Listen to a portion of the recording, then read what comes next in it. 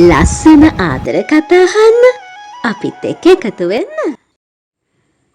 ජීවිතේට ආදරයක් ඕනිමයි. ආදරේ අපේ ජීවිතේ ලස්සනට වර්ණ ගන්නනවා. ඉතින් සඳබලේ නවකතාව කියලා කියන්නේ ආදරේ පිරුණු හරිම ලස්සනට ගලාගෙන යන කතාවක්.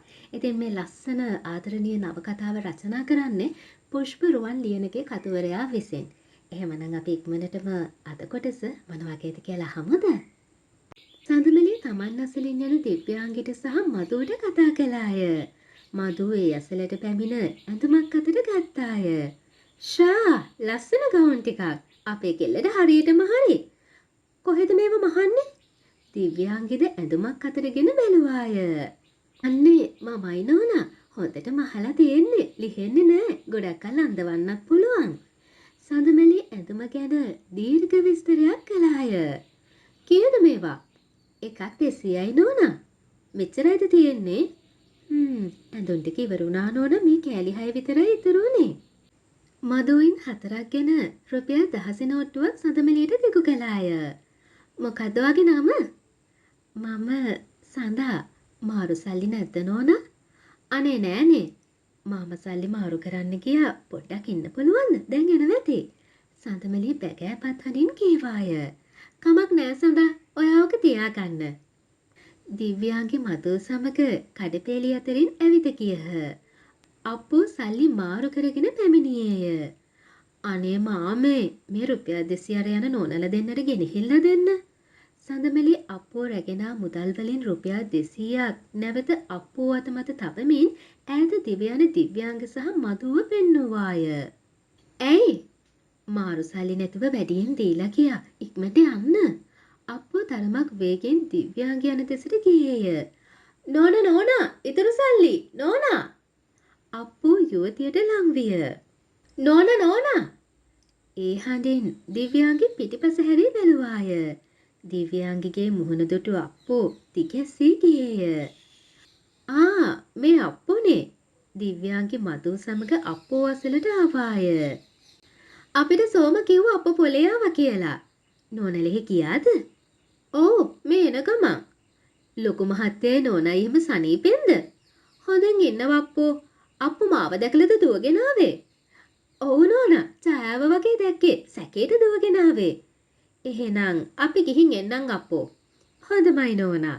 යුවතියන් යන දෙස අප්පෝ බලා සිටී 99න් බේරුණා නොවේදේ සිතමිනි.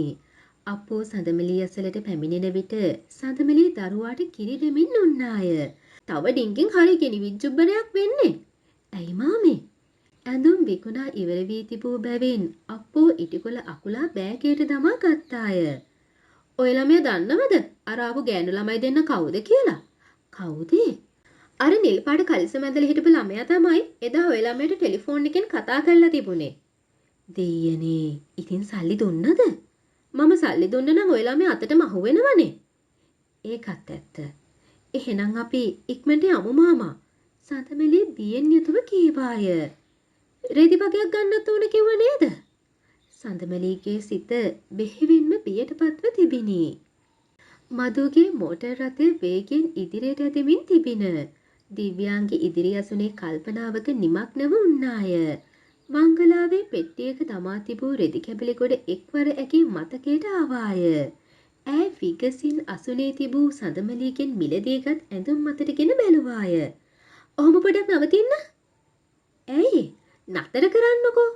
මදු මෝටර් රථය පාරේ අයිනට කොට නතර කළාය.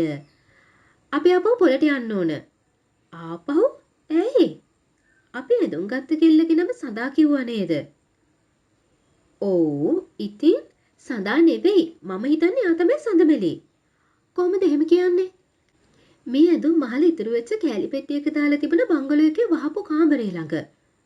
ඔයා කොහොමද ඒ රෙදි මේ ඇඳුම් වල ඒවමයි කියන්නේ? මම ඒ රෙදි කෑලි ඇස් දෙකින්ම දැක්කා. අතට අරගෙන බැලුවා. මට විශ්වාසයි මේ ඇඳුම් මැහුවේ ඒ රෙදි වලින්මයි කියලා. එක වගේ කොච්චර තියෙන්න පුළුවන්ද? නෑ. ඒ මේ ඇඳුම් වලම රෙදිමයි මදු. ඔයහනම් හරියන්නේ රහස් පොලිසියට. දැන් කතා කර කර ඉඳලා වැඩක් නෑ. ඉක්මනට වාහනේ හරවන්න. අනේ මන්ද මේවා කොහෙන් කෙලවර වෙයිද කියලා. මදු වාහනය හරවා ගත්තාය. සපුමල් මාව බඳිනකම් මේවා කෙලවර වෙන එකක් නෑ. ඉක්මනට යමු. අපි දැනටමත් පරක්කුයි. මදු වාහනේ වේගය වැඩි කළාය. සපුමල් තම කාර්යාලීය අසුනේ යම් වැඩක නිරත වී උන්නේය. තාරකා සෙමෙන් සපුමල්ගේ කාමරයට ඇතුල් වූවාය. සපුමල් එදෙස නොබලාම තවදුරටත් තම කාර්යෙහි රැඳී උන්නේය. මට එන්න කිව්වේ? සපුමල් කිසිත් නොකියාම ලාච්චුවේ තිබූ ලියුම් කවරයක් ගෙන තාරකාට තැබුවේය. මේ මොකක්ද සර්?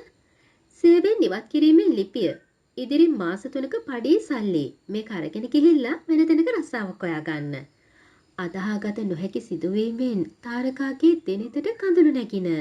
අනේ බුදු සර්, අපේ අම්මයි නංගිලා තුන්දෙනා ජීවත් වෙන්නේ මම කරන මේ රස්සාවෙන්. මේක නැති වුණොත් අපි ඔක්කොම බඩේක ඉන්නේ. මහවස් කරන්නේ මම මොන වරදක් කරාටද සර්? තාරකා හඬා වැටුණාය. වරද මොකද්ද කියලා තාරකා දන්නව ඇතිනේ. මගෙන් වරදක් වුණා නම් කියන්න සර්, මම හදාගන්නම්. දැන් ඒ වරදේ හදන්න දෙයක් ඉතුරු වෙලා නැහැ. මොකද දිව්‍යාගේ මිස් එක තියෙන සම්බන්ධය? මම ඇත්තම කියන්නම් සර්, දිව්‍යා මිස් කිව්වා සර් ගැන විස්තර හොයන්න කියලා. සර් කතා කරන්නේ කාත් එක්කද, යන්නේ කොහෙද, ෆෝන් එකෙන් කතා කරන්නේ කා එක්කද කියලාත් අහගෙන ඉන්න කිව්වා. තව කිව්වා සර් මේ දේපල ඔක්කොම අයිති වෙන්නේ දිව්‍යා මිස්ට කියලා. එතකොට මට ලොකු තනතුරක් දෙනවා කියලාත් කිව්වා. තව කිව්වා එතකොට සපුමල් සර් බල්ල නටවනවා කියලා. අනේ සර්, මම දුප්පත් කෙල්ලෙක්. මාවස් කරන්න එපා සර්. එහෙම වුණොත් අපි ඔක්කොම අමාරුවේ වැටෙනවා සර්. සපුමල්ගේ සිතෙහි දිව්‍යාංග ගැන ඇති වූයේ දැඩි කලකිරීමකි. ඇය මේ සියල්ල කරන්නේ දේපල නිසායි සපුමල්ට සිටින. මම සමාව දෙන්නම්. අනේ පින් සිද්ධ වෙනවා සර්. තාරකාගේ මුහුණ සිනහවකින් පිරී ගියාය. ආයේ ඔය වගේ වැඩ කළමට අහු වෙන්න එපා. සමාවක් නෑ. මේ කිසිම දෙයක් දිව්‍ය මිස්ට දැනගන්න තියන්නත් එපා. තේරුණාද? අනේ තේරුණා සර්. හොඳටම තේරුණා. ආයේ කවදාවත් මම දිව්‍ය මිස්ගේ මූණවත් බලන්නේ නෑ. එහෙම කරන්න ඕන නෑ. වෙනද වගේ කතා කරන්න. එතකොට සර් ආයෙත් මට ඔත්තු බලන්න කියයි. මම කොහොමද සර් එහෙම කරන්නේ? මම දැන් දන්නවනේ දිව්‍ය මිස්ට කිසිම බලයක් නෑ කියලා. දැන් ගිහලා වැඩ කරන්න. තාරකා පිටව ගියාය. දිව්‍යාගේ මෙවන් කෙනෙක්ගේ සපුමල් කිසි විටක නොසිතුවේය. මදුගේ වාහනය පොළෙහි නතර විය. දෙදෙනාමින් බැස ඉක්මන් ගමනින් සඳමලේ සිටි තැන සොයා ගියේය. ඒ වන විට සඳමලින් නික්ම ගොස් තිබින.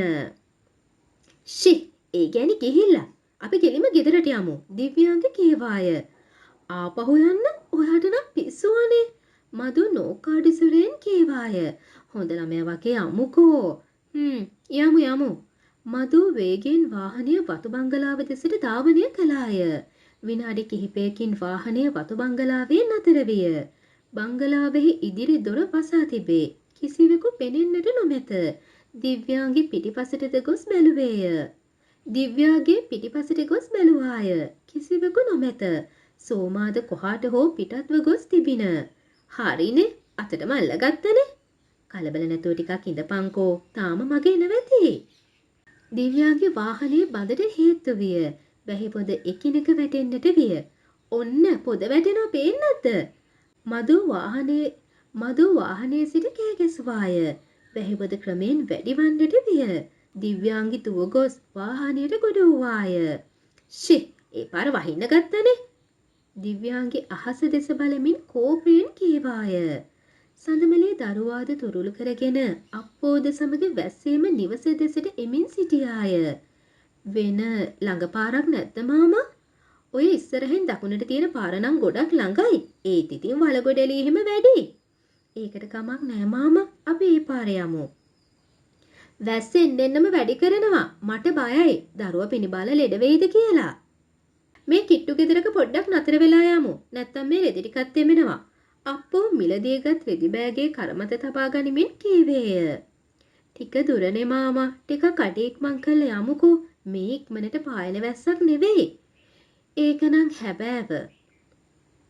දිව්‍යාංගේ වාහනේ තිබී කල්පනා කරමින් උන්නාය. දැන් ඉතින් කල්පනා කර ඉඳලා වැඩක් නෑ. අපි යමු යන්න. එනවනම් අපි ඉස්සරහට හම්බ වෙයිනේ. එයාලා අනෙක් පැත්තෙන් ආවොත්. අනෙක් පැත්තෙන් කිව්වේ එහා පැත්තෙන් තව ළඟ පාරක් තියෙනවා. එහෙනම් ඉතින් අපි එහෙන් යමු. ඒ පාරේ වාහනයක් යන්න බෑ. යනවනම් වාහනේ දාලා පයින් යමු. එහෙමනම් අද දවසේ කතාව අපි ওই විදිහට නතර කරමු. ඉක්මනටම කතාවේ ඊළඟ කොටස අරගෙන එන්න පොරොන්දු වෙනවා මම. එහෙම හොඳයිනේ. එහෙමනම් මේ ලස්සන සඳමලී නවකතාව ඔයා වෙනුවෙන් රචනා කළේ පුෂ්ප රුවන් ලියනගේ කතුවරයා විසින්. මේ කතාවේ ඉතුරු ටික අපි ඉක්මනින්ම අහමු. ටිකටම කතාලන්තේ YouTube channel එකත් එක්ක ඉන්න සුබ දවසක් ඔයාට.